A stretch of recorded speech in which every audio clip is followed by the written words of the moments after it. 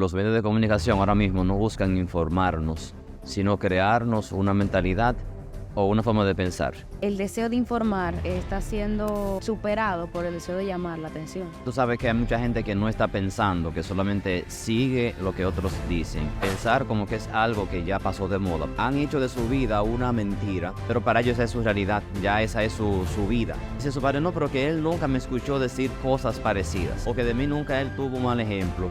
Pero ¿y qué estaba viendo en la televisión? Y muchas niñas se van con cualquiera en esa etapa porque entienden que sus padres no la quieren. El cristianismo, como Jesús nos manda a vivirlo, no es religión, hay que tener eso claro. Tú te crees lo que la gente cree de ti, entonces tú terminas viviendo como una vida de teatro. Esta conversación no tiene forma de catalogarse, pero podemos resumirla como una pura filosofada, una tremenda paja mental. Conocí a José Ramón hace varios años por vía de un amigo que me lo presentó en una época en la que yo estaba iniciándome en la lectura de los clásicos de la filosofía y no tenía con quién conversar al respecto. En este diálogo hablamos desde los sesgos de la información, los vicios del comportamiento humano, la adicción a las redes, las apariencias, la represión, la sombra desde la perspectiva de Carl Jung, entre otros temas súper interesantes. Así que me lo disfruté muchísimo. José Ramón también. Espero que tú también disfrutes con nosotros. Vamos allá. Yo entiendo que, o sea, para mi punto de vista, hay muchas cosas que están ahí para hacer que otros pierdan el tiempo y para mí esas cosas no sirven.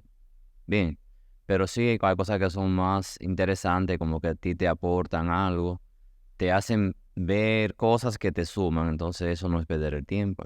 Ahí yo lo veo mejor. Tú pasas 3 horas viendo videos en TikTok, pasa y pasa, sin que tú digas qué aprendí al final. Yo creo que Bueno, entonces sí creo que hay contenido, o sea, hay dos mundos.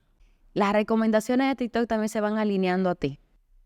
claro, de acuerdo a lo que tú estés viendo, pues te van a seguir recomendando.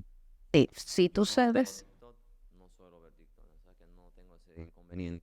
pero pasa con toda la plataforma. Sí. Sí, a veces cuando yo abro YouTube, por ejemplo, tengo que decir, no voy a ver esto, porque ya me lo recomienda enseguida. Yo sigo mucho la parte de la geopolítica, la guerra de Ucrania, el conflicto de China con Taiwán. Y desde que abro entonces me pone ahí sugerencias de que lo último que pasó a última hora, que tengo que resistirme para no verlo porque como que me da el deseo de ponerme a mirar. Eso se le llama sesgo de información. Sí, pero ese sesgo viene de que a ti te restringen ver cosas que son realmente, vamos a suponer, desde el caso de Rusia, a ti te impiden ver muchas cosas que Rusia publica. Desde la otra perspectiva. Sí, porque Occidente no quiere que tú veas eso. Entonces, yo busco lo que yo quiero ver. Voy a dejar de lado lo que yo siento que no me resulta porque puede que esté tergiversado o sesgado, como tú dices. Entonces, me voy por lo que yo quiero ver. Busco fuentes que son más independientes. Espera, porque hay algo que es el sesgo de información, de que yo provoco que mi entorno se convierta en un reflejo de mis convicciones. Pero dentro de ese deseo de que provocar, dentro de ese sesgo de información provocado indirectamente o directamente por mí, también hay un filtro de la información que yo recibo. Claro, entonces ese filtro va a estar siempre acorde a lo que tú sueles ver de manera ordinaria. Y si tú te pones siempre a ver una cosa, te van a sugerir más que tienen que ver con esa y al final tú terminas siendo de un pensamiento X.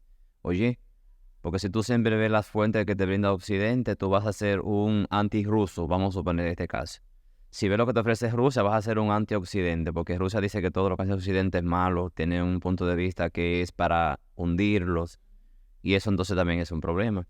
Ahora, cuando tú logras ver ambas cosas, si tú sacas tus conclusiones propias, entonces tú tienes un pensamiento propio y que no está sujeto quizás ni a uno ni a la otra. Propio, porque a fin de cuentas ambas partes terminan compartiendo la información que desean que tú conozcas de sus partes. Según Kant sería algo ecléctico porque tú mezclas las dos cosas y tú sacas tus conclusiones. Pero te digo, mira, aquí se suprimió ver el canal RT. En YouTube ya ese canal no está disponible, por ejemplo, RT, que antes sí era un canal que tú podías ver.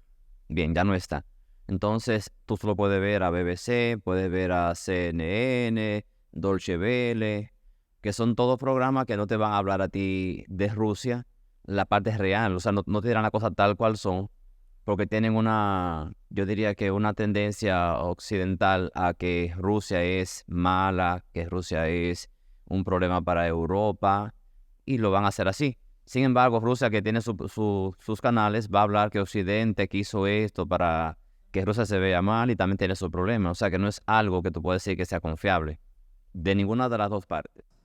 A fin de cuentas, hay muchas preguntas que uno se tiene que hacer cuando lee materiales más en el ámbito de política, geopolítica, porque preguntarse la fuente y quién paga la tinta son dos temas bastante delicados para tú poder...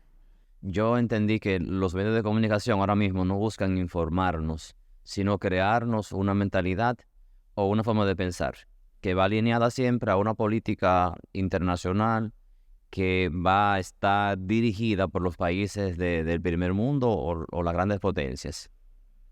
Ahí tú vas a tener siempre unas opiniones muy... Bueno, tú te van a hablar con las personas, tú te pones a hablar con ellos de manera ordinaria, van a decir que eso es maldito, que eso es horrible, porque están viendo quizás lo que te ofrecen los medios de comunicación que va en contra de lo que piensan quizás de esa otra parte del mundo.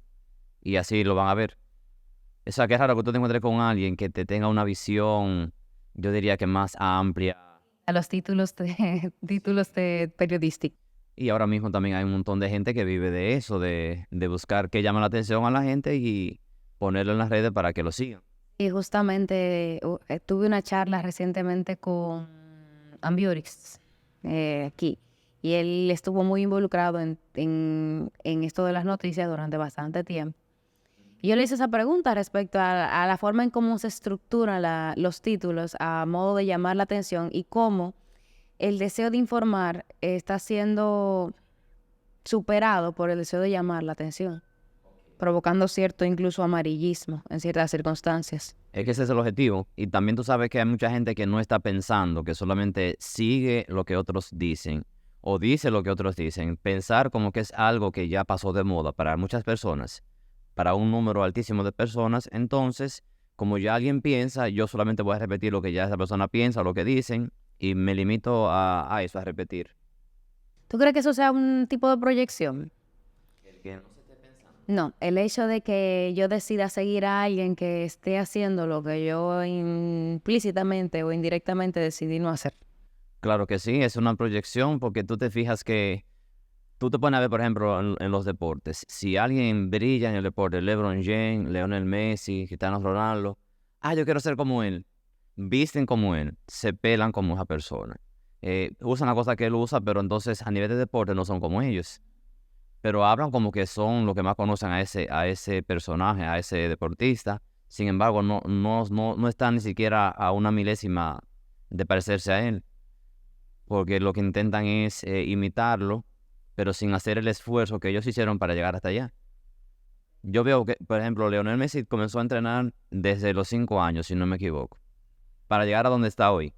Todo el que quiere ser como Lionel Messi ha hecho lo mismo que él. Está a años luz de parecerse. Sí, entonces sí, la gente como que se está dirigiendo más a las cosas que son fáciles. Yo tengo esto porque se me hace más fácil.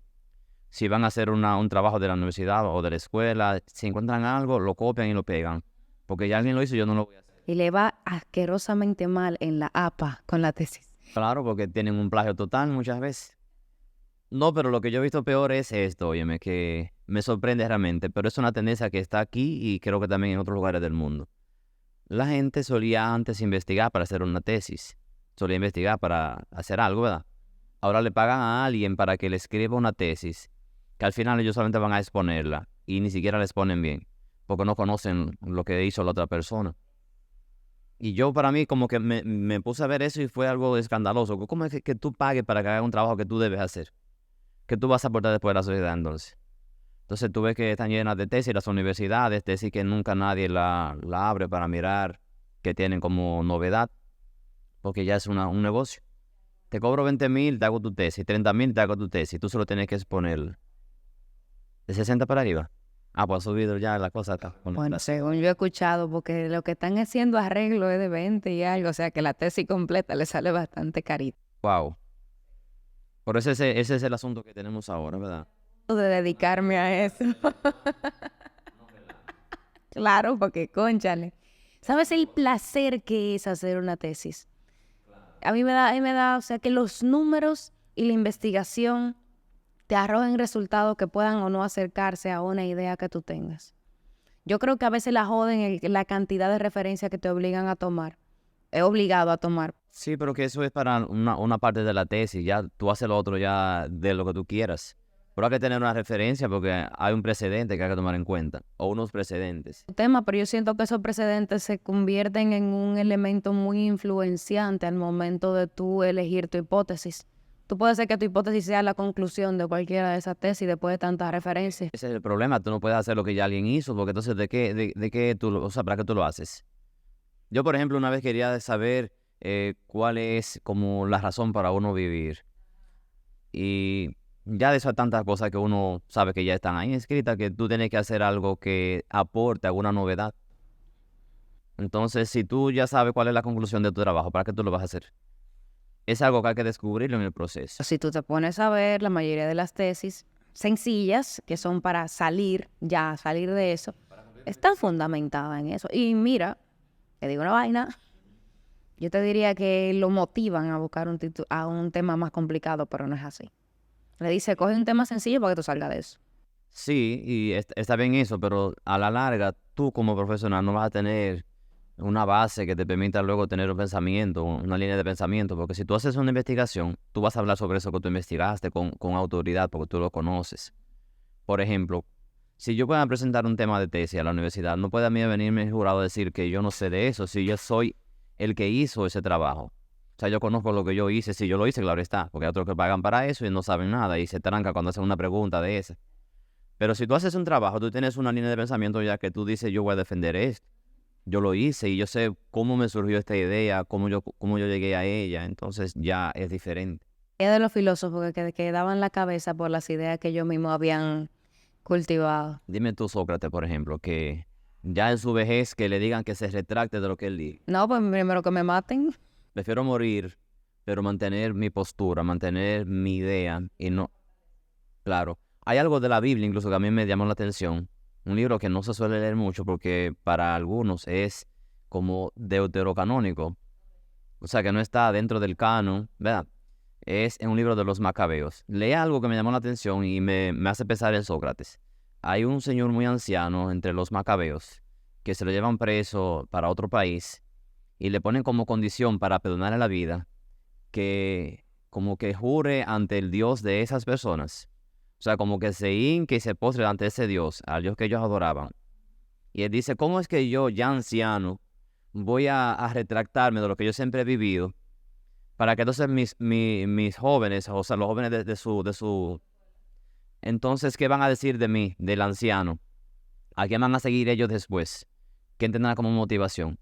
O sea, yo prefiero mejor morir siendo fiel al Dios al que yo sirvo, al Dios de Israel, y no hincarme ante ese Dios que ellos adoran, ante Baal, por ejemplo, para que me perdonen la vida, porque ya yo soy un anciano, ya no me sirve a mí de nada hacer eso, porque lo que voy a hacer es que voy a hacer que mis jóvenes pierdan el deseo de ser fiel también.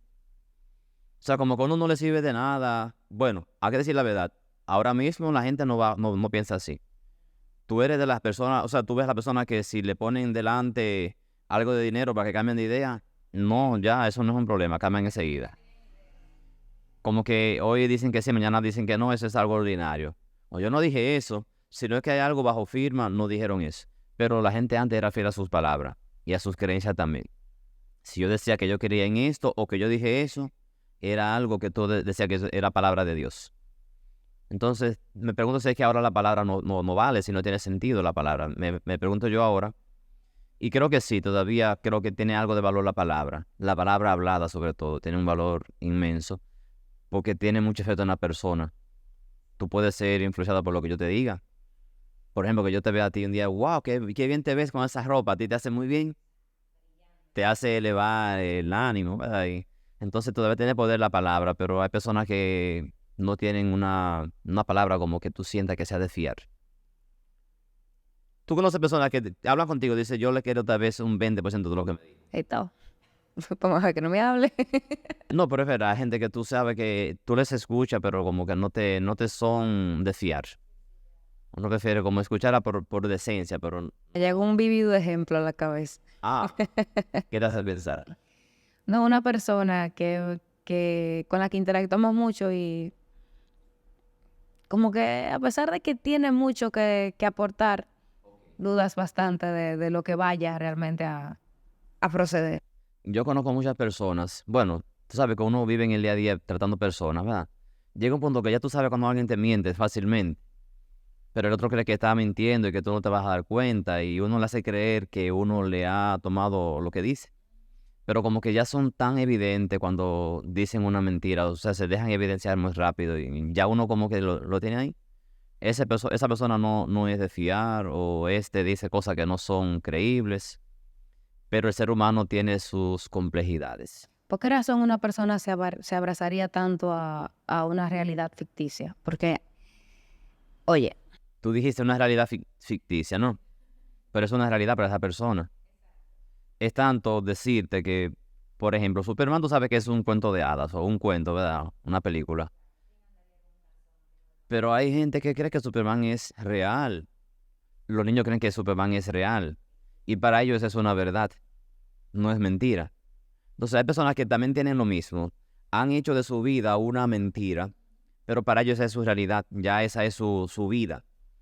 Entonces ahí llega el caso de la esquizofrenia, por ejemplo, ya es un término que es más psicológico, pero la esquizofrenia tiene que ver con eso, como que la gente se crea un mundo, que su mundo es diferente al tuyo, al mío, pero ese es su mundo y esa es su realidad. Entonces tienen un mundo diferente al tuyo, como vamos a poner que se crean un escenario, se crean unos personajes que existen, aunque solamente en su mente, pero existen, entonces son así. Entonces, hay mucha gente que se ha creado y como dices tú, abrazado a un mundo que ellos han creado, una realidad de que es de mentira. Y entonces se ven como anormales esas personas porque no encajan con el mundo que tú y yo vemos como normal. ok, entonces a fin de cuentas la realidad tiene que ser un acuerdo entre las personas. De hecho, lo es porque lo que tú y yo creemos que es real es lo que está a nuestra vista, ¿verdad? Pero si alguien tiene la vista distorsionada y cree estar viendo algo que realmente no es, ¿cómo comprueba que sí, que está ahí? Le tiene que preguntar a otro, ¿tú ves lo que yo estoy viendo? Para comprobarlo. Entonces, sí, la realidad es algo, según Aristóteles, que es lo que se puede ver, lo que se puede palpar. Eso es lo realmente real. Bien, Se tiene que traducir, el filtro de la realidad son los sentidos. exacto. Lo tangible es lo real, desde Aristóteles. Pero antes que Aristóteles también estaba Platón, que decía que lo real era una copia de algo que existía en el mundo de las ideas. A eso voy. Que porque Platón era un poquito más de la psicología de la mente, le digo yo, que tiene un gran abrazo a la filosofía de Platón. Porque, pues digo yo, porque estamos hablando de los sentidos, pero nosotros también creamos un mundo de las ideas y como el mismo que vive de una realidad ficticia, crea un mundo de ideas y en base a esas ideas construye una realidad. Si su realidad ficticia, para decirlo de alguna forma, que está en la mente, se traduce a lo tangible, entonces la realidad, y si tiene capacidad de traducirse a lo tangible, a los sentidos, o de alguna forma tiene forma de proyectarlo, si tiene potencial para ser realidad, entonces es realidad. O solo tiene el potencial de ser realidad hasta que se convierte en realidad. Mira, ahí entra el mundo ahora de las redes sociales. Ajá, Ese es un mundo real sí. y no es tangible. O sea, tú puedes ver un video, tú puedes ver un juego de realidad virtual. Tú no puedes tocar o sacar ese juego de esa realidad porque esa es una realidad virtual, como bien dice el nombre, ¿verdad? Sin embargo, es real. Está aquí ahora mismo y tú sabes que es algo que ahora mismo mueve a la sociedad, la parte virtual. Pero te digo, desde Aristóteles, lo que es realmente real o lo que es verdaderamente es lo que tú puedes ver, tocar, sentir. Bien, pero vamos a suponer lo que tú ves ahora como realidad virtual, ya Platón la veía, ¿verdad? En aquel tiempo, porque él decía que todo lo que tú ves aquí ahora es una copia de algo que está en el mundo de las ideas. Vamos a suponer la realidad virtual. Entonces, esa realidad virtual se va a traducir a la realidad que tú y yo conocemos cuando se hace presente entre nosotros, pero que esa no es la original, según él, ¿verdad? sino que es una copia que se trajo para acá. Entonces, ¿qué decirte? En el mundo de las ideas, hay cosas que no van a llegar nunca a la realidad. Tú tienes muchas ideas en tu mente de cosas que tú quieres hacer a futuro. Tú lo ves ya como algo que está ahí y tú lo quieres realizado en tu mente. Pero cuando tú lo quieres incluso decir con tus palabras, no te sale igual. Entonces ahí hay como un puente, no sé si un puente o un momento de ahora que está aquí, lo que va a estar allá, que no va a ser nunca el mismo. Es también una demostración de las limitantes que nosotros tenemos para poder traducir. Sería entonces, si ese mundo que tiene más capacidad es el verdadero mundo real, tomando en cuenta que el mundo real que en el que nosotros vivimos a través de los sentidos es lo que se pudo de lo que hay. Lo que se pudo. Así, aquí todo una mediocridad. Todo lo que se pudo de lo que hay. Un acercamiento. Me parece interesante que se pueda manejar así. Creo incluso que lo que le da un sentido al es lo que puede ser o lo que pudo haber sido. Porque la mayoría de las personas que se impulsan a través de su diario vivir tienen una idea. Y a través de su idea que ellos se impulsan, no a través de la realidad que están viviendo. Porque la realidad que están viviendo puede ser ese pudo que no es suficiente para ellos. O ese pudo que para ellos no será suficiente en un futuro. Y en sus ideas, ellos sí dicen, ok, por lo menos lo que yo tengo aquí puede llegar a ser, porque alguien más pudo construir algo. Pero viven apegados a esa idea, a ver si la pueden transformar, si sus sentidos se lo permiten. Entonces, ¿cómo tú ves esa idea? Yo ¿Cómo tú la podrías traducir? creo que una de las maneras más populares que ha tenido la traducción de lo intangible, yo tengo un podcast de eso, te lo voy a pasar. La traducción de lo intangible es el arte. O sea, sí, el arte, la misma ciencia también es una forma de traducir, un intento constante de traducir ese intangible. Pero es bueno que exista eso porque hay como un ser en potencia, o como lo que uno puede llegar a ser más adelante, que debe siempre como motivarnos a dar más, a buscar más. Porque nadie es aquí, en la Tierra, nadie es, vamos a decir, completamente lo que puede ser. Siempre tú puedes conseguir algo más. Por ejemplo, el ser humano es un ser, yo entiendo que no tiene limitaciones. Claro que desde Dios sí la tendría, ¿verdad? Pero es un ser que puede conseguir cosas que yo mismo no me imagino. Si uno se pone a pensar en lo que tú eres y lo que puedes llegar a ser, hay un camino muy extenso a recorrer desde donde tú estás ahora hasta donde tú puedes llegar a ser. Yo me miro, por ejemplo, a mí mismo, de donde yo vengo, que yo he hecho durante tantos años, ya tengo 35 años, y lo que yo sé que puedo todavía lograr supera con creces lo que yo he hecho hasta ahora, porque tengo un mundo de posibilidades. Entonces hay un ser en potencia que tú puedes ir trabajándote día a día, que parece que sean los ideales, por ejemplo. Tú tienes un ideal de lo que tú quieres ser, lo que tú pretendes ser, y un ideal mueve a la humanidad. Si no hay ideales, no habría conflictos, no habrían luchas, porque si tú tienes un ideal, tú vas a encontrar obstáculos en el camino que te van a impedir conseguir lo que tú quieres. Ese obstáculo a ti te va a producir un conflicto, y el conflicto es el motor que mueve el cambio en la sociedad y en el mundo. Si no hay conflicto, entonces no hay por qué seguir. Es que hay un conflicto constante en la intención de poder traducir las ideas a una realidad. Ya eso es un conflicto. Y también hay otro conflicto, que es que tú te encuentras personas que te van a poner impedimentos para que tú consigas poner tu idea donde tú quieres o en la realidad. Son otros conflictos que se traducen en la sociedad. Pero que son importantes, porque si no están esos conflictos, tú no te vas a pulir, tú no vas a hacer que tus ideas mejoren. ¿Por qué? Porque yo tengo una idea, por ejemplo, muy chula, y si yo se la comentara y me dicen, no, pero a ti no te conviene esa idea, porque si tú lo haces así, vas a fracasar o te va a ir mal o no va a salir como tú esperas. Entonces yo tengo que pulir la idea antes de que se pueda ejecutar, para que tenga el margen de error menor posible. Siempre hay un margen de error en las cosas. que tú puedes lograr esto, pero tienes esas contras que te pueden impedir conseguirlo como tú deseas. Claro, porque la individualidad trans se basa en una única perspectiva. Aunque hay individuos que tienen capacidad de formar su individualidad, bueno, lo hacen aún desde una única perspectiva, pero pueden observar y considerar otras que ya han conocido y ponderado. Aún así, cualquier traducción va a ser radical, por más flexible que puedan ser tus ideas. Por eso es bueno que se enfrenten. El individuo, aunque es un individuo, tiene todo un contexto que le está rodeando, que aunque es un ser único, tiene influencia de todo lo que están en ese entorno.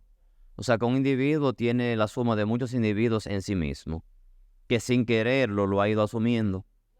Tú te pones a ver un niño que desde los 3 años o antes ya está mirando la televisión, mirando muñequitos, viendo cosas que aparecen en la televisión. Ya ese niño tiene un contexto que le va a ser muy diferente a lo que son sus padres. Dice su padre, no, pero que él nunca me escuchó decir cosas parecidas, o que de mí nunca él tuvo un mal ejemplo, pero ¿y qué estaba viendo en la televisión? O en una tablet que le ponen los padres temprano a los niños ahora. Entonces, tu individualidad tiene que ver con muchos individuos que están en tu entorno, a los que tú tienes, o sea, de los que tú tienes mucha influencia, que tú no sabes que la tienes. Pero con solamente verlos ya tú tienes influencia de ellos. Cómo caminan, cómo hablan, cómo se desenvuelven en la sociedad, ya a ti te influye eso. Porque uno es un ser, como dice Aristóteles, un ser político, o un animal político. Y la gente como que malinterpreta eso de animal político, animal, como que le suena pesado a alguna gente, porque "Ay, yo soy un animal". No, lo de animal, desde la filosofía, es que tiene ánimas, o tiene vida. Entonces, somos todos animales, los que tenemos vida somos todos animales.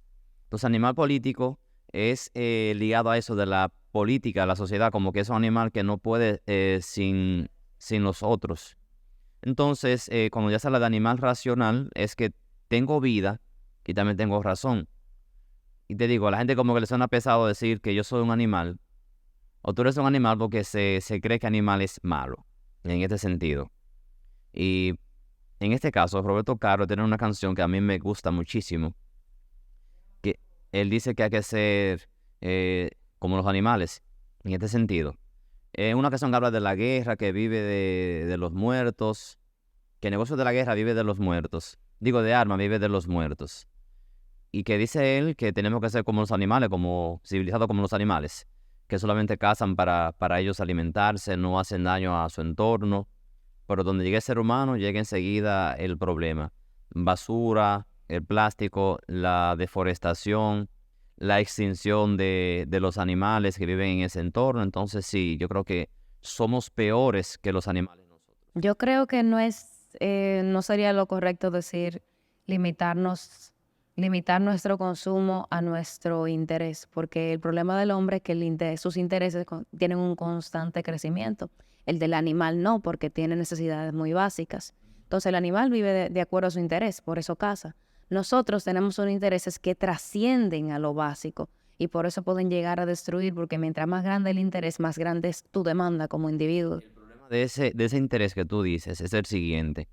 Tú puedes tener un interés altísimo, pero tú saberlo manejar, porque mira, está el negocio de las mineras. Las mineras saben que si extraen el oro del suelo, o vamos a poner la plata o el hierro, lo extraen y van a dejar ahí un vacío en ese entorno, en ese espacio. Ese espacio ya luego no se va a regenerar, porque si tú le quitas la capa freática o la capa vegetal, ya de ahí no va a crecer nada. Entonces, el ser humano piensa más en lo que puede conseguir ahora, pero no ve a futuro. No sabe que si él destruye ese medio ambiente que le rodea y que le da beneficios, luego no tendrá con qué alimentarse. Lo sabe, pero lo ignora, porque un animal podría no poder unir las causas a consecuencias futuras. Ahora el hombre sí. Exacto, pero ahí está el problema. Entonces el hombre lo sabe, pero lo ignora, como tú dices. Pero no lo ignora de manera inconsciente. Lo ignora conscientemente. Entonces él no será que lo ignora, sino que él lo deja de lado. Prefiere mejor pensar en lo que va a ganarse y no en el mal que va a generar. Hace una jerarquía a las consecuencias según sus intereses. Porque nos mueve el deseo de tener y el deseo de poder. Okay. Yo sé que si tengo más riqueza tendré más poder. Viene la motivación por esa parte. Ajá, entonces en ese querer tener, siempre vamos haciendo daño. Yo me pongo a ver a la gente de mi campo, de donde yo soy, por ejemplo, que se ponen a construir casitas, cortan los árboles que están en ese entorno, hacen carreteras en lugares que antes no había. Y ahora yo veo que en el campo hay problemas con el agua. Yo les decía a ellos que si no mejoraban esa práctica, iban a tener el campo sin agua en 10 años.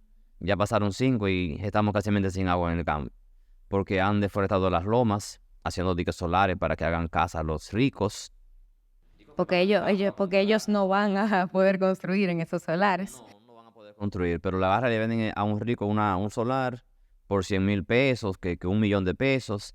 El rico que puede y tiene la posibilidad de hacer una cabaña allá arriba que le cuesta 100 millones. Ya lo que costó 100,000 pesos le cuesta 100 millones a él. Pero el pobre que vendió ese terreno se gastó los 100,000 pesos que le dieron por ese solar y sigue siendo pobre. Entonces ellos no saben lo que están generando a futuro. Y ahora van a ver las consecuencias. Luego no van a poder sembrar porque no tienen cómo mojar la agricultura. Y ya.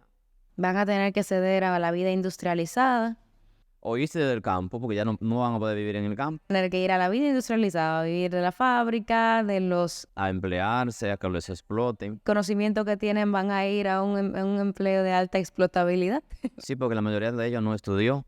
Se quedó con un nivel primario, si acaso, y algunos, casos que son contados, se hicieron bachilleres. Pero eso de que ir a la universidad no lo vieron como una opción porque tenían dinero, tenían cómo producir. Y decían, no, pero yo puedo ganar más que un profesor, por ejemplo. No vieron que a futuro el profesor podía ganar más que ellos porque tiene un sueldo fijo, no tiene problema con que sea un día feriado, ¿no? Va a cobrar como quiera, ellos no. Si no siembran, no van a cosechar. No, viven como los animales, satisfaciendo su necesidad de la hora. Sí, claro, pero siempre con un pensar de que mañana podré conseguir esto o que mañana voy a hacer aquello. A veces ceden, a veces se rinden, dicen hay que vivir el día a día, lo que podamos resolver hoy, mañana veremos lo que depara mañana. Sí, hay gente que vive eso del hoy solamente, si me salen el mañana. Y esas mentalidades eso es típico de la gente pobre. Pobre mentalmente hablando. Sí, porque si consiguen 100 pesos, mañana se lo gastan hoy mismo, mañana tienen que buscar con qué comprar la comida, con qué comprarse el romo que tienen que beberse, porque primero está el romo, ¿verdad? Yo soy amante, claro. O sea, esa gente dice que yo tengo que asegurar mi romo, y hay una canción que dice eso, que se acabe el arroz, la leche y la gasolina, pero el ron que no se acaba porque esa es mi medicina, dice Johnny Ventura. Ya. Entonces estábamos en una mentalidad pobre, te decía que hay mucha gente que vive el día a día sin pensar en el mañana y que no le importa lo que venga mañana, porque mañana tendrá sus propias demandas. Y es algo que tiene también que ver con la religión. Hay gente que toma la religión para justificar sus cosas. Y hay un evangelio que habla de que no se preocupen por el mañana porque cada día tiene sus propias, como dice, no sé cómo dice la Biblia, pero sí que habla de eso como, sí. Entonces, yo vivo el hoy solamente, dice la gente. Entonces se consiguen 100 pesos, 500 o 1000. Tú los ves que se pasan la semana trabajando y el viernes se van a ver para el colmadón. El sábado también, el domingo también. Entonces andan el lunes con dolor de cabeza porque no hay dinero para la comida. Que con la cena de colmado, búscate algo a crédito porque no tienen el dinero. Entonces es una mentalidad pobre que está presente en nuestra sociedad. La gente vive con una pobreza mental tremenda por no tener una proyección, por no pensar en lo que viene mañana. Que es un esfuerzo un esfuerzo extra el poder ir a crear una proyección también. Porque el simple hecho de tú tener una idea y de alimentarla es un esfuerzo bastante, un esfuerzo más placentero, pero es un gran esfuerzo porque construir una idea que tú entiendas, que puedas traducir a una realidad, da trabajo, número uno, construir la idea. Ahora, el esfuerzo de traducir esa idea a tu realidad, eso es algo que nada que ver. O sea, tú lo intentas y tú dices, oye, se sentía mejor cuando era solamente una idea. Mira, hay gente que tiene proyectos de vida, escriben lo que van a hacer durante el año y cómo lo van a hacer. Yo admiro ese tipo de personas que tienen un plan de vida. Dicen, yo voy a lograr este año tales metas. Se la ponen por ahí, la tienen en un lugar donde siempre la van a ver si están lográndola y lo consiguen. Yo diría que de 100 pueden que consigan un 80, un 60, un 50 y hasta menos. Pero tienen una motivación ahí. Tienen algo por lo que luchar. Hay otros que viven con el día a día, que eso no hacen ningún plan de vida. Tienen una idea en su mente de que mañana voy a conseguir tanto para beberme tanto, para gastar tanto, que cuando consiga dinero voy a comprarme esto. O sea, tienen una vida más de consumo. Entonces, me encontré con alguien que me llamó la atención porque es alguien con una mente que para mí es asombrosa. No escribe nunca lo que va a hacer, pero lo pone en su mente y trabaja fielmente con eso. Él cumplía año un día, yo les digo, para mí cuando tu cumpleaños es un día que, o sea, para ti inicia ese año ese día. Es para ti un año nuevo que inicia. La gente dice que 31 de diciembre termina el año y que inicia otro el 1 de enero. Para mí inicia un año nuevo cada vez que te cumple un año. Para ti inicia un año nuevo, ¿verdad? Entonces yo le pregunto siempre a la gente, ¿qué tú tienes en mente para este año? ¿Cuáles son tus metas? Ese amigo me dice, yo tengo estas metas. Me deja a mí en ese momento. Yo lo voy a ver después, como 2 años después de que me dijo eso. Y veo que lo que él me comentó en aquella ocasión ya estaba hecho y trabajando con eso. O sea, ya estaba en práctica. Y digo, guau, pues usted logró hacer realidad sus sueños. Y digo, claro, yo siempre que me propongo algo, yo lucho por conseguirlo. Y eso como que a la gente le hace tener un deseo o un porqué hacer las cosas, un porqué trabajar, un porqué hacer lo que hacen, que a veces es sacrificado. Porque no es fácil uno vivir un día tras otro trabajando, a veces forzado, por tú conseguir ver hechos tus sueños, que se hagan realidad tus sueños. Pero el tenerlo hace que uno tenga siempre una mente activa buscando cómo acortar el camino para que se haga realidad. Porque siempre hay que recorrer un camino. El camino no siempre es recto o vamos a decir que no tenga sus espinas. Se ven a veces muy lindos los caminos. Tú lo ves y dices, yo quiero recorrer ese camino. Pero cuando tú inicias que te clavas unas espinas que están ahí alrededor o te encuentras con obstáculos, con rocas que te hacen creer que tú no puedes seguir. Yo digo que las rocas son esa gente que a ti te ponen las cosas difíciles muchas veces. Por ejemplo, en la universidad hay alumnos que dicen, ese es maldito, cuando hay un maestro que es medio recto, o por ese.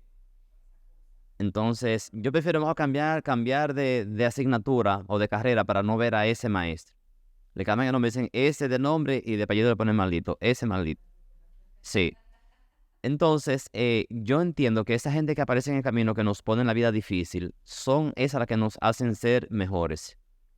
Porque si tú tienes un mundo siempre de facilidades, que tú lo que quieras hacer, tú lo haces sin ningún problema, tú no te vas a hacer forzar para conseguir tus metas o no vas a mejorar tu versión. Porque uno se va, como dices tú, se va siempre mejorando, uno va creciendo como persona, se va auto mejorando. Y cuando uno va haciendo eso en el camino, tú vas creciendo.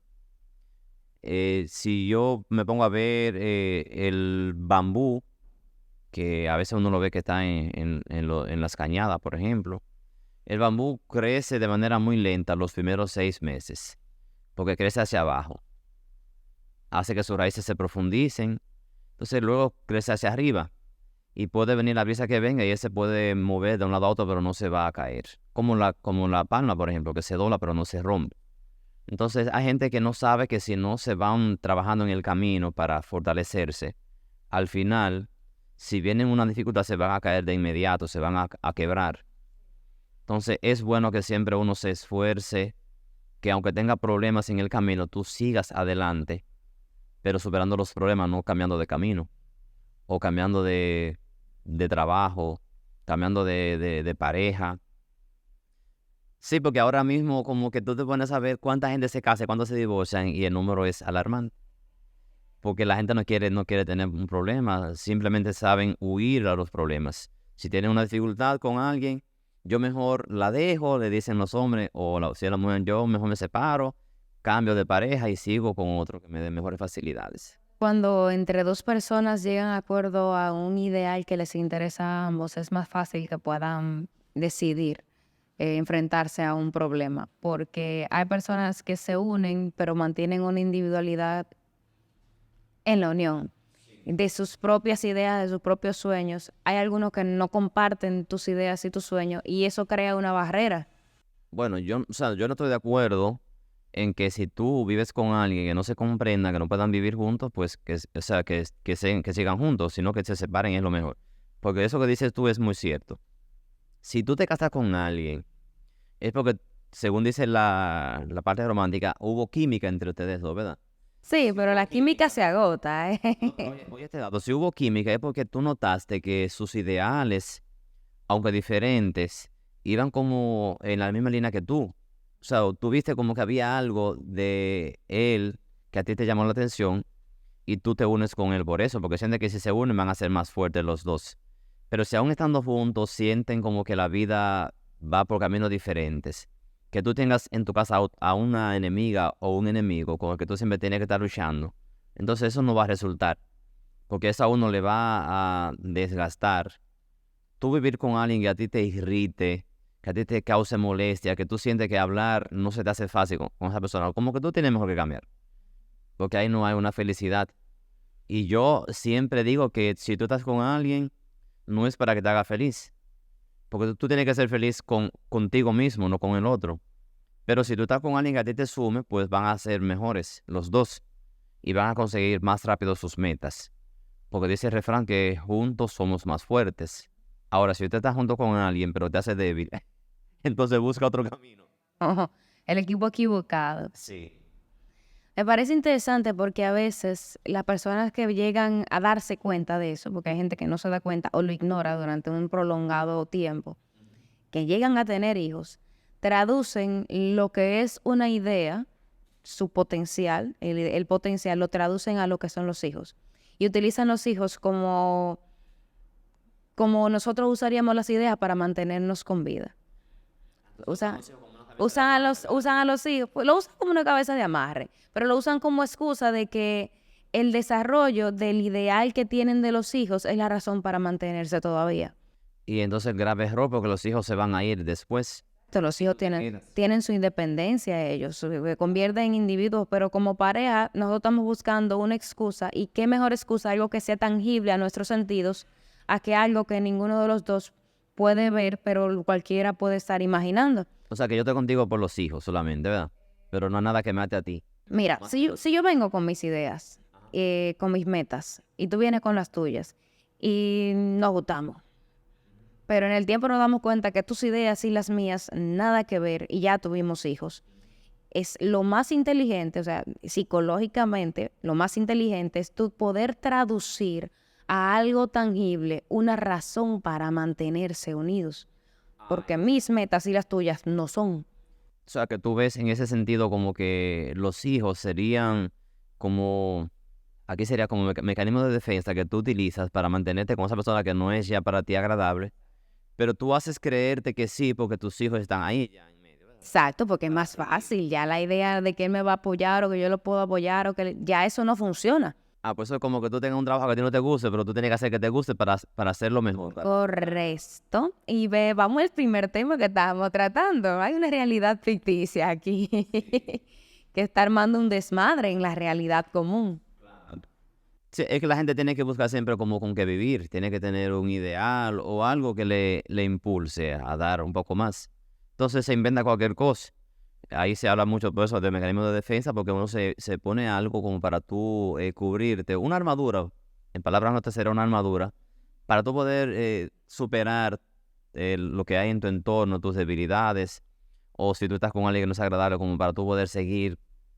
Porque hay gente que también vive con un problema y es que tiene mucho miedo al que dirán, que si me separo, qué va a pensar la sociedad de mí, qué va a decir la gente, o que a mí la iglesia me prohíbe que me separe de mi esposa porque lo que Dios ha unido que no lo separe el hombre. Y en este punto yo entiendo que Dios siempre une a las personas en algo que es fundamental, el amor.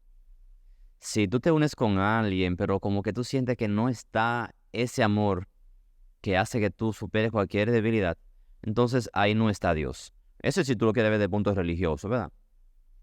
También en el mundo normal, sin la religión, si no hay amor en una pareja, yo creo que ahí ya no hay mucho que buscar. Esa gente que se une de que por los intereses, que fulano tiene dinero, que yo me caso con él porque tengo asegurado un futuro, a la larga se separan porque que no se logran comprender. Yo no voy a sacrificar mi vida, mi futuro, por tener cosas materiales que a mí luego no me van a servir. Mis sueños. Porque muchas de las ideas están alimentadas por sentimientos. Entonces, a fin de cuentas, tus ideas, bajas mentales, tus ideas y tus proyecciones están alimentadas por cómo tú te sientes con las ideas. Entonces, el sentirse bien al final puede sí ser un objetivo real. Yo decía que el objetivo de la vida no tiene que ser la felicidad, sino que mantener un balance de esos momentos felices que son los comerciales, dentro de todas las desgracias. Sí.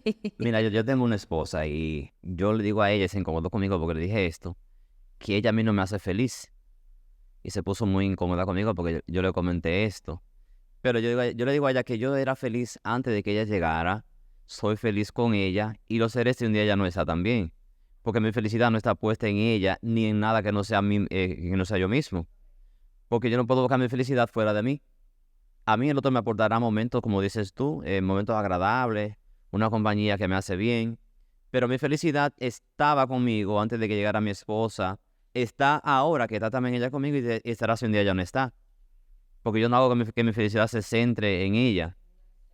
Entonces, la felicidad, si tú la buscas en alguien o en algo, nunca va a estar contigo. Que la felicidad, esa teoría de la felicidad esté muy orientada al deseo de poder controlar nuestra realidad.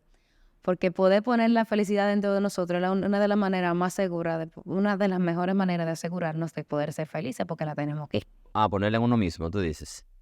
¿Qué te digo? Uno es feliz porque uno consigue una meta que tenía en mente o en proyecto, que uno consiga tener, yo diría que un hijo, una hija. Eso a uno le da placer, le hace sentir feliz. Pero para mí la felicidad consiste en que tú estés primero en paz contigo mismo, que tú te sientas bien como tú eres, con lo que tú tienes y también con donde tú estás ahora. O sea, eso a mí me produce felicidad, que no está centrada en que tenga una cosa, que tenga un carro, que tenga una casa, que tenga esto o aquello, ¿verdad? Porque hay cosas que le producen a uno placer y para mí el placer no es felicidad. Te hace sentir bien un placer de un momento. Vamos a poner un orgasmo a ti te hace sentir súper bien, pero es algo de unos segundos, ¿verdad? Un instante en tu vida. Entonces la felicidad no es algo tan insignificante, es algo que va mucho más allá de eso. Entonces primero estar bien conmigo mismo. Sí, bienestar, como te digo, bienestar, que tiene que ver con muchas cosas. Tener autocontrol, tener una buena autoestima, y eso que tiene que ver con el auto y esas cosas que son tuyas. Sí, entonces esas son las cosas que a ti te dan felicidad. Hay mucha gente que son infelices porque están desenfocadas. No saben qué es lo que lo hace sentir feliz. No saben qué porque lo buscan afuera, ¿verdad? Pero al tú saber que si tú eres feliz contigo mismo, si tú estás a gusto contigo, con tu autoimagen, con tu forma de vivir, ya la cosa es diferente. Porque uno no va ni a ser de esa gente que son como que le da lo mismo o una cosa o la otra, o que sea muy ambicioso. O sea, tú te tienes que siempre que esforzar por buscar algo más, pero no sentir como que si tú no tienes eso, te vas a sentir frustrado porque no lo conseguiste, entonces eso te va a producir infelicidad.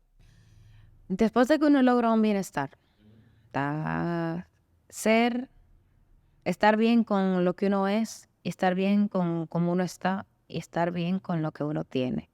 Es el todo del bienestar.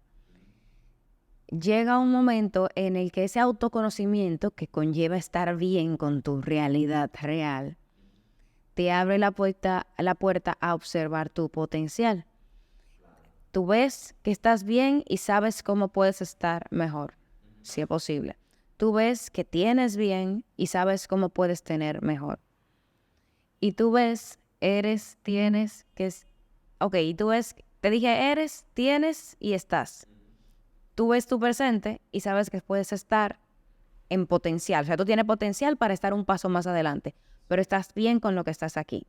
¿Qué pasa cuando yo ubico mi felicidad en el bienestar que no tengo ahora, pero que puedo tener? O sea, ya yo llegué a un estado de que me veo y me valoro como estoy, soy y tengo. pero llega un momento en esa constante filosofía de que tengo que seguir avanzando, o debo de seguir avanzando, o debo avanzar, en el que yo pongo mi felicidad en mi capacidad de avanzar. Y por tanto, pongo mi felicidad en lo que no soy todavía y que podré ser. Entonces ya no la vas a tener. Si la pones en algo que tú no tienes, entonces ya no la tienes, porque está a futuro. Entonces tú dices, yo voy a ser feliz cuando tenga esto, cuando esté en este lugar. Entonces ya tú la perdiste. La clave está en que tú seas feliz con lo que tú tienes ahora y que sigas trabajando para seguir manteniendo ese estado que tú tienes, y eso te va a llevar a conseguir otras cosas, porque uno no se va a quedar como en un lugar estático, uno va a seguir siempre avanzando. Porque para tú mantener tu bienestar, tú tienes que luchar. Tienes que mantener un estado de acción que te va a llevar a conseguir más. Entonces tú lo que vas a hacer es que vas a ir sumando a tu bienestar, y ese sumar te va a llevar a conseguir subir un peldaño más de la escalera y así seguir subiendo, porque es como que tú vas a un lugar que para mí es infinito, tú siempre vas subiendo, ¿verdad? O vas caminando hacia un lugar incierto. Entonces, si tú dices que yo voy a ser feliz o yo seré feliz con algo que yo tendré a futuro, ya hay un problema, hay un desenfoque en la persona que te va a hacer perder tu estado de paz interior. Yo realmente prefiero ser feliz con el potencial y no ni con mi presente ni con el futuro. No debe ser con el futuro ni con el pasado. O sea, ni con el pasado, ni con el presente, ni con el futuro. O sea, te dirías, Si es con tu potencial, entonces es con algo que tú o sea, que tú puedes ser después. No. Si es potencial, es algo que tú vas a hacer después. Porque para Aristóteles recuerda que ser en potencia es lo que tú puedes ser después. Tú ahora eres una cosa. yo confundía. Sí, ser en potencia es lo que tú puedes ser más adelante. Tú eres una persona con mucho potencial, ¿verdad? Para esto, para aquello. Bien, tú ahora tienes un potencial. O sea, tú eres de una forma en este momento. Que si tú te vas a describir, tú dices, yo soy de tal y tal forma, ¿verdad? Ahora. O tengo esto, tengo aquello. Pero puedo ser, entonces ahí viene lo que tú puedes ser más adelante. Y eso hace lo que tú decías, el tener una lucha constante por conseguir algo más. Y no es que sea algo malo, es muy bueno. Y lo ideal es que todo el mundo tenga como algo a conseguir para que se mantenga luchando. Siempre el ser humano ha estado buscando algo más. Y es eso lo que ha hecho que el mundo sea lo que es ahora mismo. Y va a hacer que cambie más adelante porque seguimos con esa lucha de querer buscar algo más. Y eso no te deja a ti ser infeliz. Ahora, pero tú tienes también que aceptar lo que tú tienes ahora. Aceptar eso, asumirlo y vivir con eso, pero sin quedarte ahí. Porque yo entiendo que el que se quedó donde está ahora ya es un muerto. Ya tiene que enterrarse. Como a mí me saludan y digo yo, aquí luchando. Dice, sí, digo yo, sí, porque si uno no lucha ya tienen que irse al cementerio. Bien, el que no lucha entonces ya se va al cementerio y que se muera. O que lo entierren. Sí, si ya se conformó con lo que tiene o con lo que es, pues ya murió. Eso como decía, por ejemplo, Sócrates, que tú lo mencionabas ahorita. Él decía que hay que conocerse a uno mismo, ¿verdad? Y en esta lucha uno pasa toda la vida por conocerse a uno mismo. Entonces, yo creo que te conozco a ti, pero no te conozco. Porque yo conozco lo que tú me dejas ver de ti. Pero hay una cosa que está ahí dentro de ti, que tú inconsciente, que yo no lo conozco, ni tú tampoco lo conoces. Y es lo que marca tu accionar de cada día, tu inconsciente. Entonces, lo que tú haces ahora, lo que tú eres ahora, es lo que yo puedo ver. Pero tú tienes ahí un mundo de posibilidades que yo no conozco. Y tú tampoco te conoces. Justamente ayer le estaba comentando en una lectura que decía algo como que tu entorno se convierte en aquello que tú reprimes. Y yo me empecé a reír y yo le dije, corazón, esta gente que son tan fieles a la fe, ven el diablo en todos lados. Ok, se lo reprimen, todo lo que tengan que ver o hayan considerado malo, lo reprimen en sí mismos y lo empiezan a proyectar en el otro. Como que y yo, con razón, las personas que hacen la paz con su agresividad, pues yo soy una persona pasiva, pero soy una persona súper agresiva también y yo reconozco mi agresividad y la conozco. es más fácil para mí yo poder ver la bondad en el otro que alguien que la tiene que tiene reprimida su maldad por temas de cultura, no porque tenga que ser malo, o su sombra, porque a veces hay cosas buenas de mí, que yo soy muy jodona, amigablemente, que para mí yo la reprimo. Entonces, yo veo a otra persona que yo digo, coño, esa gente sí jode. Y yo me río, yo, jaja, yo soy así. Sí, antes me molestaba mucho la persona que era muy, muy, muy activa, hiperactiva, que jodían mucho, que hablaban mucho, que eran súper animadas. Y yo cuando viene a ver, me molestan tanto porque yo soy así. Pero no me auto, sino que vengo de unas experiencias que, que metieron mi comportamiento en un lineamiento un poquito más tranquilo, entre comillas. Y esa represión que resultó de esa experiencia se traduce ahora en eso. Yo he visto algo en ese sentido, ya que tú hablas de la sombra. Cuando yo critico algo de alguien, como tú me dices que también has hecho, yo de manera ordinaria como que tiendo a llegar a eso mismo que yo criticaba antes. Entonces eso me hace como tener un poco de cuidado. Y sí, hay mucha gente como que tiene sus sombras. Y te digo, tú dejas ver de ti lo que tú quieres. Pero hay un mundo que tú no conoces de ti misma. O tú conoces parte de ese mundo, pero yo no lo conozco porque tú eres la que lo manejas. Por eso dicen la gente que hay mucha hipocresía, que tú le vendes una cosa por delante a uno, pero eres algo muy diferente a eso que tú dejas ver de ti. Y hay gente que tiene doble vida en ese sentido. Doble vida porque públicamente son de una forma. Tú ves que venden una idea de personalidad muy, muy bondadosa. Ay, mira qué hombre más bueno. Que ese es un hombre de Dios, dice la gente de manera ordinaria. Sin embargo, tiene como una faceta que ellos ocultan de la gente, que dejan ver en la oscuridad, que diría un religioso que sacan sus demonios, ¿verdad? Entonces son muy diferentes.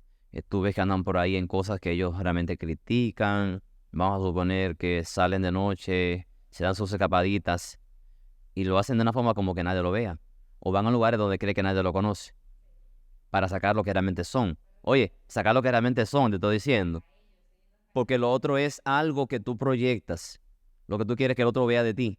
Pero lo que tú realmente eres es esa parte oculta que tú no dejas ver. Pero eso es una decisión, o sea, el que todas sus aristas, toma una forma de crear una máscara para cada espacio. Y eso yo entiendo que no está mal, porque yo no voy a ir con mi mala palabrería a sentarme a charlar con el padre en la iglesia. Tú tienes que tener una forma de comportarte y de ser según tu entorno donde tú te encuentres. Tú no vas a ir a la playa con una ropa para tú ir a la iglesia. ¿Correcto?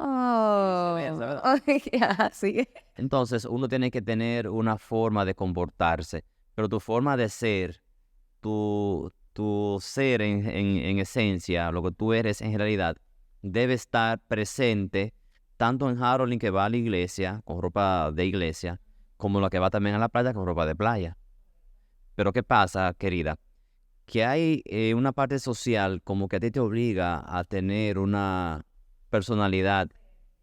Sí. Entonces, ahí es que está el problema. Uno a veces se cree, oye, esto, tú te crees lo que la gente cree de ti.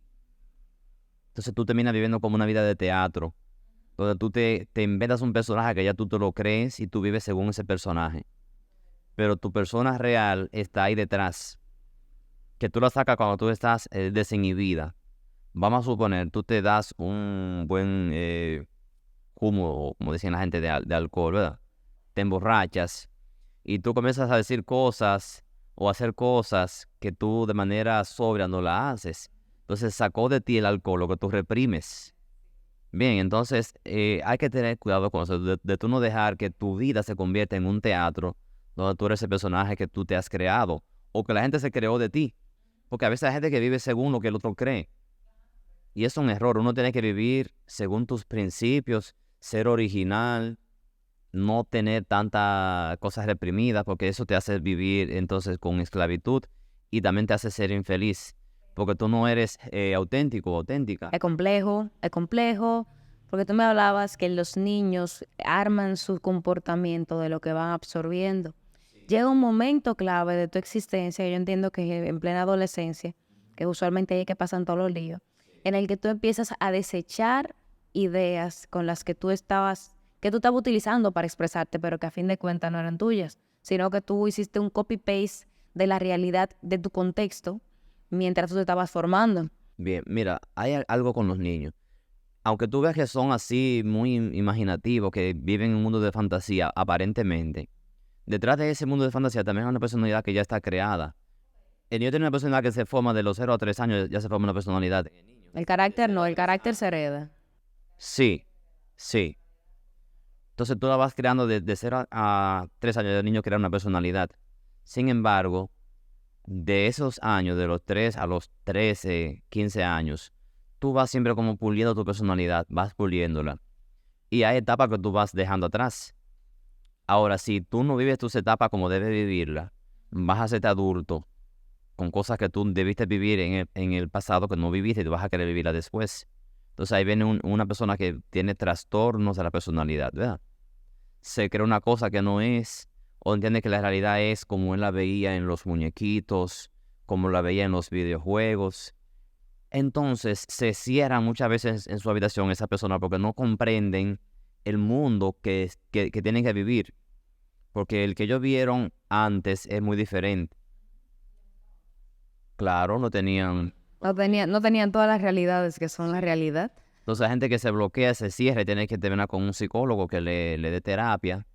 Que te digo, aquí psicólogo no es alguien malo, porque aquí en el país se entiende que el psicólogo es para alguien que está, en palabras del pueblo, Ujú. Yo creo que un psicólogo es para alguien que tenga psique. Gracias. que tenga mente. Ajá. Entonces, el psicólogo a ti te va a ayudar a tú reencontrarte contigo mismo, pero en un entorno social que debe ser parte de tu vida. Porque uno no está fuera de un lugar, o sea, tú no estás como... O sea, un pez fuera del agua se muere, ¿verdad? Entonces, si tú estás fuera de tu entorno, tú vas a tener problemas porque no te vas a adecuar a donde tú vives. Tendrás también frustración. Lo entiendo. Yo pasé un proceso similar a ese. Pero es normal que pase. O sea, el adolescente tiene que vivir su etapa de crisis, porque si no, no pasa a la adultez.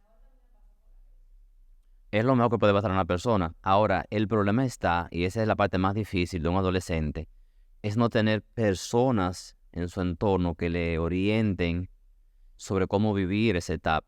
Y no es que le digan, mira, tú tienes que hacer esto, o sea, es que le acompañen más que nada. Entonces, los padres muchas veces tienen ese problema de que no saben cómo tratar a los adolescentes.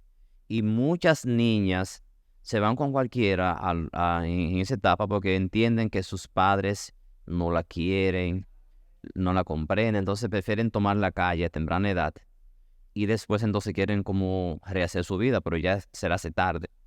Entonces hay padres que no saben manejar el proceso de la adolescencia con sus hijos y en vez de ayudar terminan haciendo más daño de la cuenta. Como los temas se interconectan, siempre me va a parecer bastante interesante. Güey, espérate. Tengo como 3 ideas que dejamos en el aire. Del tema de la sombra. Yo terminé de leer a El retrato de Dorian Gray. Yo lo leí por temas de que analizar los personajes de forma, en la psicología de los personajes. Y me topé con que estaba basado justamente en la misma teoría de la sombra. Que hablaba del arte, como la expresión también. Yo también observé la ciencia dentro de esas partes, los extremismos y la influencia cultural que tiene la forma en que tú expresas tu sombra o cómo tú la reprimes. Me pareció extremadamente interesante el cómo tú ver el impacto que tiene la represión puede causar un efecto en ti. Ahora nosotros no somos capaces de ver el impacto que tiene la represión en nosotros y ella nos ataca como una fiera. O sea, cuando tú dejas salir esa parte reprimida, no es que yo voy a darle a la pared, es que yo voy a romper la pared. Cuando tú reprimes ese espíritu alcohólico, bueno, cuando tú reprimes algo, no es que yo me voy a beber un vaso, yo me voy a beber la botella. No es que yo voy a salir de fiesta, que voy a durar el fin de semana afuera, entero, de parranda. Eso es lo que provoca la represión inconsciente. Un desacato total. Por eso yo creo que en la sociedad y se proyectan muchos, bueno, nosotros somos malos.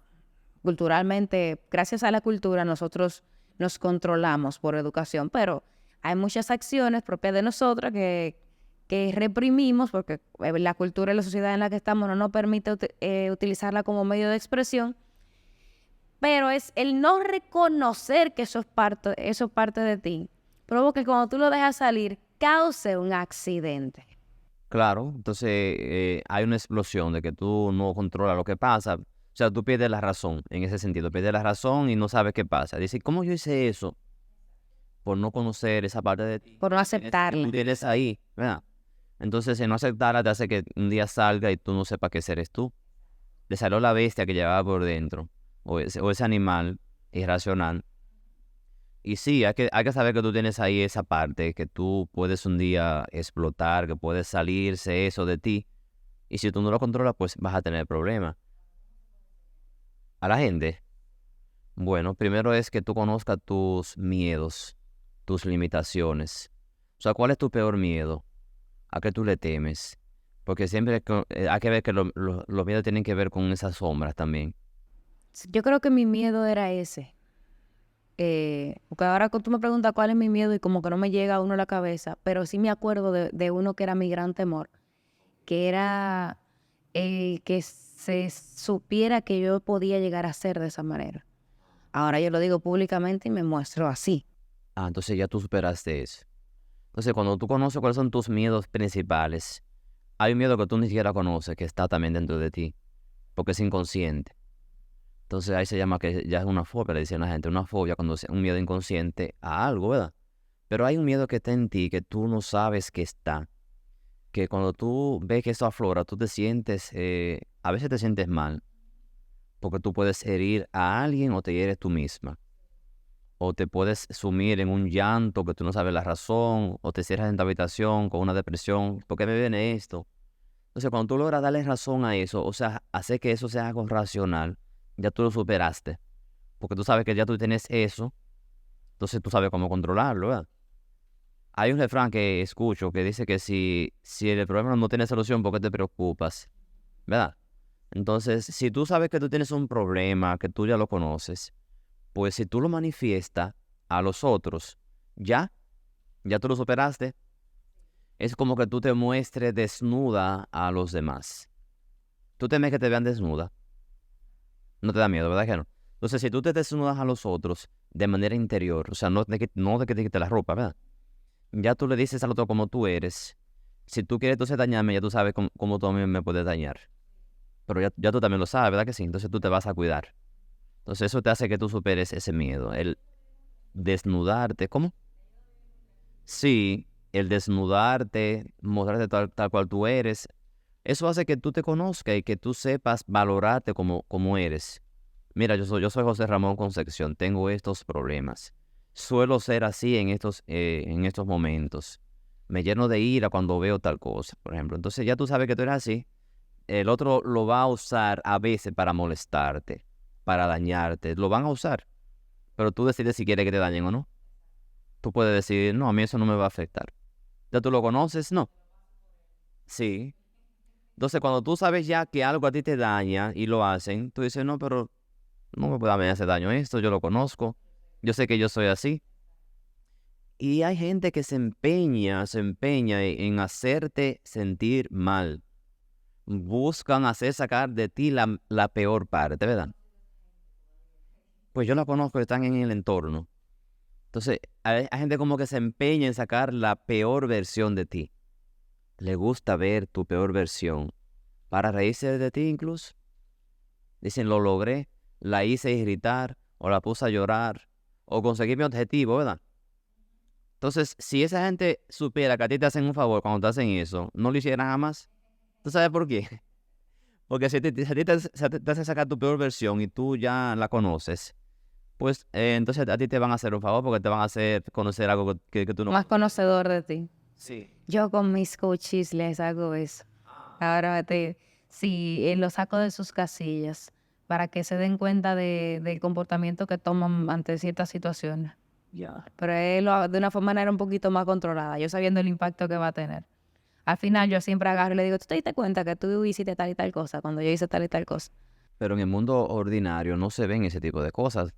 Tú te encuentras con alguien que, nada, que busca hacer lo que él sabe hacer todo el tiempo, ¿verdad? Entonces a ti eso te puede irritar, te puede hacer sentir mal y tú vas a sufrir si tú no controlas bien cómo tú eres. Yo me conozco, por ejemplo, si yo veo que alguien está como conmigo muy, muy irritado, yo digo, mira, yo no puedo hablar contigo ahora, porque sé que puedo también yo ponerme igual que él. Entonces vamos a hablar después, si tú quieres mañana nos juntamos en otro momento, pero ahora no puedo hablar contigo, porque ya yo conozco que si sigo, vamos a tener un cruce de palabras que no va a ser adecuado. Entonces uno no puede dejar jamás que el otro te ponga a su nivel. Tú haces que él suba al tuyo. Y si no, entonces si no puede, pues no, que se aleje. Entonces con eso de las sombras te digo que a cada uno tiene muchas sombras. Es algo que lo tiene el ser humano y a veces son más que lo que tú dejas ver en la luz. La última vez que yo te escuché fue como en un audio de una lectura del Evangelio en el teléfono de mi madre. Sí, ¿qué tú haces ahí?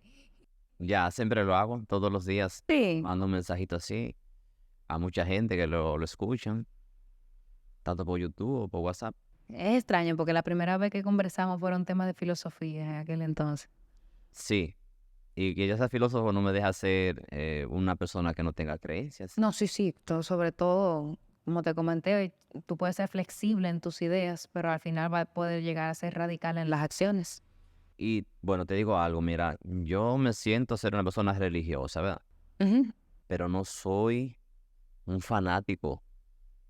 Yo tengo cosas que yo la critico de la religión y hay cosas que si tú me escuchas hablando de ellas, incluso de la Biblia, tú dirás, no, pero este no es el que yo escucho en el Evangelio, porque me voy a mostrar muy en contra de algunas cosas que yo leo ahí y que no comparto. Ahora sí te digo algo, el mensaje que Jesús nos transmite en el Evangelio, yo lo veo bueno aún para alguien que no crea. O sea, es un mensaje universal, que cualquiera puede asumirlo porque Él nos manda o nos está dando como un estilo de vida. Un estilo de vida que puedes tú vivirlo sin tener que creer en Dios. Porque nos habla de tener una convivencia social buena, por ejemplo. Hoy, ¿qué nos dice Jesús? Hay un mandamiento que es fundamental. Ama a Dios sobre todas las cosas y al prójimo, bueno, ama a Dios sobre todas las cosas, eso es lo fundamental, ¿verdad? Y dice también al prójimo como a ti mismo.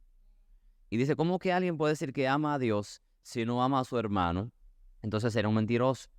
Porque si tú no amas a quien tú puedes ver, ¿cómo dice que amas a Dios que tú no puedes ver? Entonces entiendo que esa es algo que va como con la convivencia, que nos hace pensar en vivir una vida mejor, sin tener que hacerlo de que por Dios, hazlo por ti y por el otro. Entonces en ese sentido sí me gusta mucho compartir el mensaje de Jesús.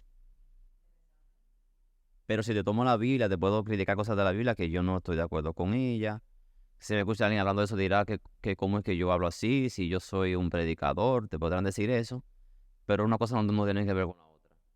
Yo creo que uno no puede perder, utilizo mucho el término esencia y individualidad. Creo que uno no puede perder su individualidad dentro de la participación comunal, porque ya cuando tú cedes a ser solamente comunidad y pierdes lo que te identifica a ti como individuo, ahí empieza un problema. Y que también hay un problema serio en que tú seas como son todos. Entonces tú dejas de ser tú y ya perdiste. Sí, pero todos quiénes son, porque cuando viene a ver todos se están debiéndose a una admiración proyectada en otra persona y ellos simplemente... Ahí es donde voy, que la gente quiere que tú seas como con una línea de pensamiento que esté fiel a un principio o que esté fiel a un credo religioso. Entonces, si tú no estás ahí, tú como que eres apartado. Y yo no voy de acuerdo con eso.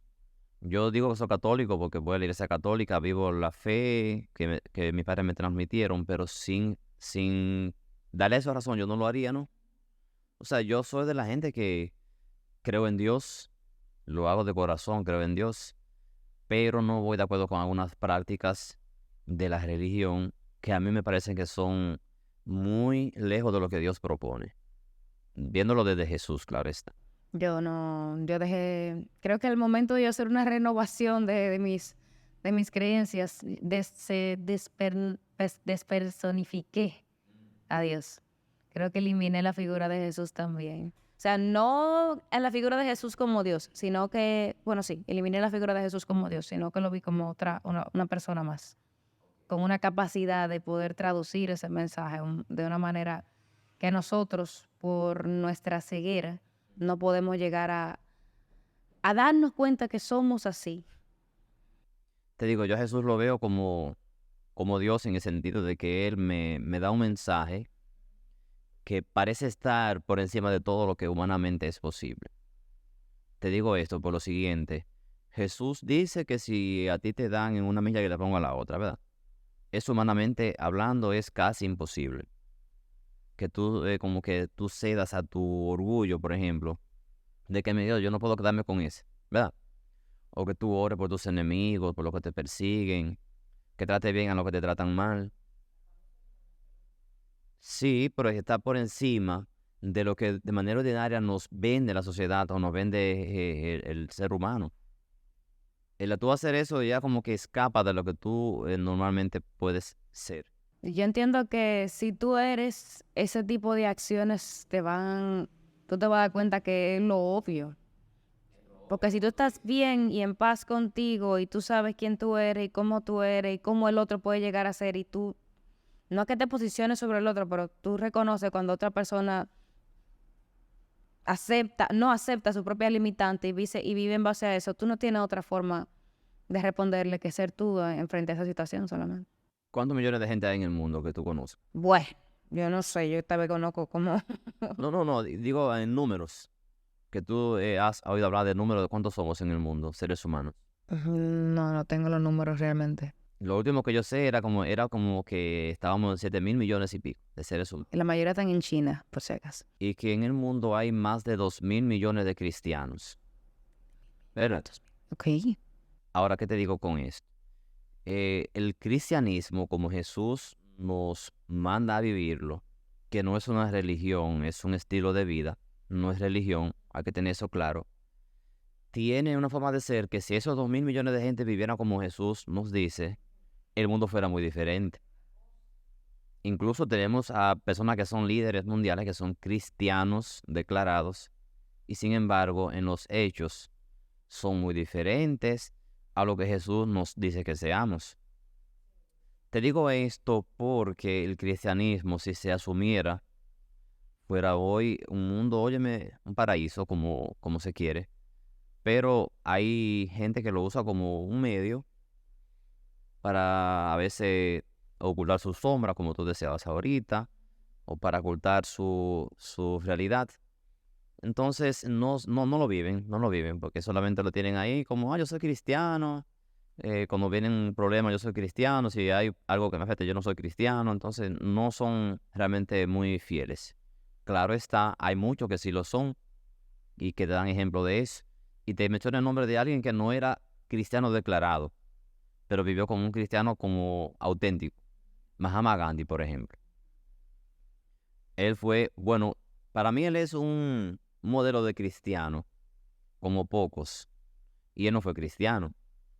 Él no lo fue porque él no quiso dejar de serle fiel a su pueblo, en cuanto a lo que quería su pueblo. Él nunca dejó de ser hindú.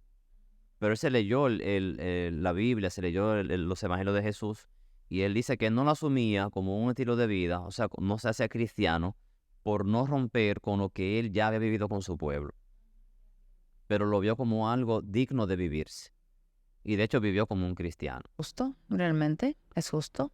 Ahora bien, cuando tú ya le pones la parte fanática a eso, ya se te cae el cristianismo. ¿Cómo tú decirme, por ejemplo, que según dice la Biblia, claro está, que si no crees en Cristo no puedes salvarte? Que eso es algo imposible. Yo digo que no. Y ahí es donde yo me separo de lo que dice la religión o las religiones, porque son muchas. Me separo de eso porque yo no voy de acuerdo con ese tipo de mensajes. Primero porque yo creo que donde quiera que haya un ser humano bueno, ahí está Dios, aunque no cree en Dios. Yo creo que Dios está hasta y que no es bueno. Sí, de hecho lo está. O sea, pero lo que quiero decir es que desde la Biblia, el que no cree en Dios y lo acepta a él como su salvador, según muchos cristianos, no se puede salvar, ¿verdad? Yo digo que no. Y Dios es tan misericordioso que incluso a los malos lo va a hacer también hacer salvarse. Bueno, son detallazos. Pero el tema de la religión es un tema complejo que a veces hace que la gente se ponga como que entre en calor. ¿Qué? No, Te digo porque se pone media incómoda cuando tú le tocas algunas teclas. porque la toman muy personal, claro está. Cuando tú asumes algo como tu estilo de vida, tú sientes que te están juzgando a ti. Sí. Mira, mi tema de tesis en filosofía, yo tomé la ética de un filósofo que es ateo declarado, o sea, no cree en Dios. Y yo estudié en una universidad católica donde se profesaba el catolicismo y a mí me criticaron mucho cómo que yo tomé un autor ateo para defender su ética. Y yo decía que aunque su ética no es cristiana, pero nos lleva a tener una mejor vida y eso es algo cristiano, entonces ¿por qué yo no defenderlo? Parece genial. ¿Y qué tal te fue en la tesis? Excelente. Le di como un gato amarrado, como dicen, al de ese jurado que me quería condenar. Supe defender mis ideas porque yo lo hice. Entonces yo no puedo dejar que alguien venga a pisotearme lo que yo hice. Pero yo te digo que la filosofía puede cambiar a la gente. Porque te va a hacer que tú conozcas primero tus pensamientos. También el de lo que los han precedido. Porque lo que tú piensas ahora ya alguien lo pensó hace mucho tiempo y puede que lo que tú crees ahora ya fue una idea que tuvo un filósofo de hace cientos de años. Tal vez lo expreses de una forma distinta. Claro, porque sabes que el pensamiento no es estático, va siempre mejorándose, pero hay que ver siempre hay puntos de partida. Incluso todo lo que se llama ciencia hoy partieron de la filosofía. Correcto. Y mira cuánto han avanzado. Pero hay un punto de inicio. Que es incluso una forma de tú tener a dónde consultar. Sí. Porque mientras tú vas avanzando, si tú pierdes el punto de inicio, tú tienes ese punto de consulta. O sea, si te olvidas de dónde viene la idea, al momento de que tú te estés como perdiendo en el camino, tú puedes mirar hacia atrás. Hay países en los que es obligatorio estudiar filosofía durante el bachillerato. Te ofrecen filosofía como parte del programa de clases. A mí tampoco, a nivel de la secundaria, pero aquí también se da filosofía antes como parte de tu preparación en el bachillerato. Había filosofía como una carrera ordinaria y eso hacía mucho bien a la gente porque lo llevaba a pensar. Sería interesante preparar algunos cursos de temas muy específicos de filosofía. Podría ser buena idea, sí. Ponte para eso, vamos a trabajar un poco. Ponte para eso. Va por ahí mismo, porque hay filosofía de la ética, filosofía de la moral. Filosofía. Claro. Entonces es bueno hablar también de la ética y de la moral porque hay gente que entiende que es lo mismo, son muy diferentes y hay mucho que decir sobre ambas. Saber aprovecharlo para el bien común. Bueno, ya me comentaste que y se marchó. Sí, tengo otro compromiso que hay que seguir. Sí, Como tú decías, hay cosas que dejo de hacer en un momento que entonces me generan situaciones que luego no podría resolver si no le pongo cara. correcto. Pero muchas gracias por venir, de verdad. A ti por darme esta posibilidad porque me encanta realmente tener un espacio como este para hablar sobre estas cosas que no siempre se hablan. O sea, tú tienes personas con las que tú no hablas de estos temas porque no te van a entender o no te van a querer escuchar. Y si tú tienes cómo hablarlo, pues es bueno uno así expresarse, dejar fluir las ideas. Sí. Pues nada. Thank you. Gracias, querida. Seguimos ahí conectados.